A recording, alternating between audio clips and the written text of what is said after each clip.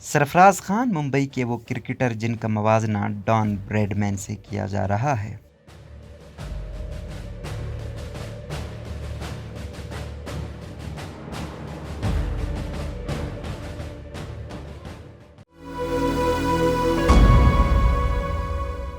Senior sports journalist Chandrashekhar Lothra लिखते हैं कि सरफराज खान ने इंडिया की रणजी ट्रॉफी फाइनल मुंबई की तरफ से खेलते हुए पहली इनिंग में 134 रन बनाए, तो शायद वो भी ना जानते होंगे कि उनका मवाजना डॉन ब्रैडमैन से होने जा रहा है। ताहम सरफराज खान का बल्ला पूरे सीजन में बोलता नजर आया है। फर्स्ट क्लास क्रिकेट में उनकी बैटिंग औसत 81.06 है। इससे बेहतर रिकॉर्ड दुनिया क्रिकेट में सिर्फ एक बल्लेबाज का है और वो ऑस्ट्रेलिया के अजीम क्रिकेटर डॉन ब्रैडमैन है। ब्रैडमैन ने फर्स्ट क्लास क्रिकेट में 95.14 के औसत से रन बनाए थे। फर्स्ट क्लास क्रिकेट में 2000 से ज्यादा रन बनाने वाले बल्लेबाजों में सरफराज खान औसत के एतबार से ब्रैडमैन के बाद दूसरे नंबर पर हैं। यकीनन कैरियर के इब्तिदा में ही ऐसा कारनामा अंजाम देना किसी करिश्मे से कम नहीं। इससे कबल सरफराज खान ने क्वार्टर फाइनल में उत्तराखंड के खिलाफ 153 रन भी बनाए। सरफराज इस सीजन में सिर्फ 6 मैचों में 937 रन बनाकर सबसे ज्यादा रन बनाने वाले खिलाड़ी हैं। यहाँ याद रखना जरूरी है कि गुज़िश्ता सीजन में भी उन्होंने 928 रन बनाए थे। 2 सीजन में 900 से ज्यादा रन बनाने का कारनामा रणजी ट्रॉफी की तारीख में अब तक सिर्फ 2 बल्लेबाजों यानी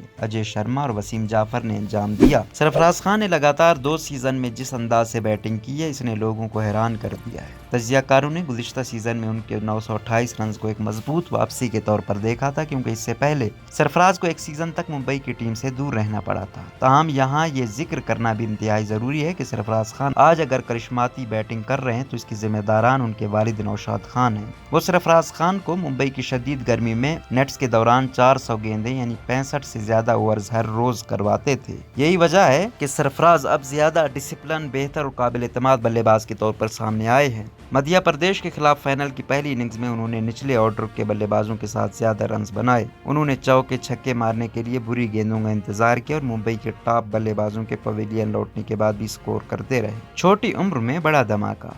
सरफराज खान स्कूल क्रिकेट से ही शायकीन की तवज्जो अपनी जाने मबजूर करवा रहे हैं। अपने वालिद नौशाद के साथ वो बचपन से ही मुंबई के हर ग्राउंड में मैचों और प्रैक्टिस के मौके तलाश करने जाते थे। यही नहीं, वो अपनी उम्र से बड़े गेंदबाजों की पिटाई करते थे। 12 साल की उम्र में Harris shield inter school tournament में सरफराज ने 439 रन बनाकर एक शानदार इनिंग खेली। मुंबई क्रिकेट में शायद ही कोई ऐसा होगा जिसे ये इनिंग्स याद ना हो। इसके बाद सरफराज ने अंडर 16 और अंडर 19 में काफी रन बनाए। जब उन्हें सन 2014 में अंडर 19 वर्ल्ड कप खेलने का मौका मिला तो उन्होंने 6 मैचों में 70 से ज्यादा की औसत से 211 रन बनाए। इस बल्लेबाज ने रॉयल चैलेंजर्स बंगलोर इंतजामिया की तवज्जो भी हासिल की और सन 2015 में आरसीबी ने सरफराज खान को 50 लाख रुपए में खरीदा। उस वक्त उनकी उम्र सिर्फ 17 साल थी। सब ने सरफराज खान का खूब हौसला बढ़ाया। सन 2016 में उन्हें अंडर 19 वर्ल्ड कप में दोबारा खेलने का मौका मिला और इस बार 6 मैचों में सरफराज के बल्ले ने 355 रन बनाए। सरफराज के कैरियर में सब कुछ ठीक चल रहा था। वो आईपीएल की टीम में थे, डोमेस्टिक क्रिकेट में मुसलसल रन बना रहे थे और ऐसा लग रहा था कि इंडियन टीम का दरवाजा भी अब ज्यादा दूर नहीं। लेकिन वो कहते हैं ना कि वक्त एक सा नहीं रहता।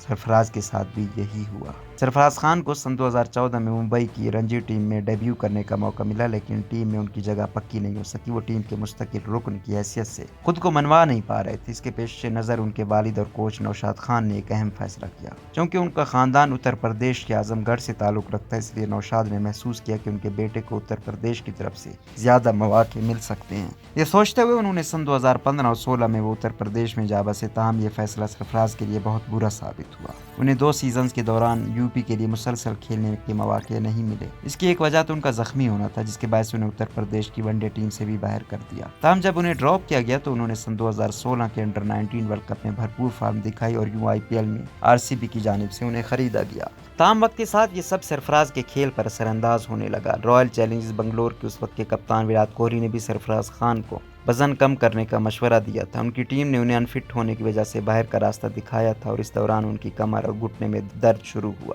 कंफ्यूजन के इस दौर में सरफराज खान ने अपने लिए 2 अहदाफ बनाए, एक फिटनेस का असूल और दूसरा इंडियन क्रिकेट के गढ़ मुंबई वापस जाना। वो समझ चुके थे कि इंडियन टीम तक उनकी रसाई सूरत में मुमकिन होगी जब वो मुंबई की टीम के लिए खेलेंगे। मुंबई की टीम के लिए खेलने के लिए उन्होंने प्री सीजन को कॉलिंग पीरियड के तौर पर गुजारा। इसके बाद उसके सामने चैलेंज मुंबई की टीम में वापसी का था। सन 2018-19 में उन्होंने मुंबई के प्रीमियर क्लब टूर्नामेंट कांचा लीग के डिवीजन में सबसे ज्यादा रन बनाए। मुंबई के दो सरफहरिस्त बल्लेबाज श्रेयस अय्यर और शिवम दुबे को इंडियन टीम में जगह मिली और यूं सन 2019-20 में सरफराज को वापसी का मौका मिला। इस सीजन में मुंबई की कारकर्दगी मायूस कुन रही, लेकिन सरफराज ने 11 इनिंग्स में 80 के लगभग स्ट्राइक रेट से रन बनाए। वापसी के सीजन में सरफराज टीम के लिए रन बनाने वाले बल्लेबाजों में 5वें नंबर पर रहे, लेकिन क्रिकेट तजियाकारों की जानिब से उन्हें सबसे ज्यादा दाद मिली। सरफराज की बैटिंग की सबसे बड़ी खूबी उनकी टाइमिंग है। गर्चे उनकी बैक लिफ्ट इतनी ज्यादा नहीं, लेकिन टाइमिंग की वजह से उनके पास हर गेंद को खेलने के लिए काफी वक्त होता है। सचिन तेंदुलकर, रोहित शर्मा की तरह हालिया दिनों के मुंबई क्रिकेट के बेहतरीन बल्लेबाज सरफराज खान को आने वाले दिनों का स्टार समझा जा रहा है। रणजी क्रिकेट में लगातार 2 सीजन में रन बनाने वाले सरफराज का कैरियर एक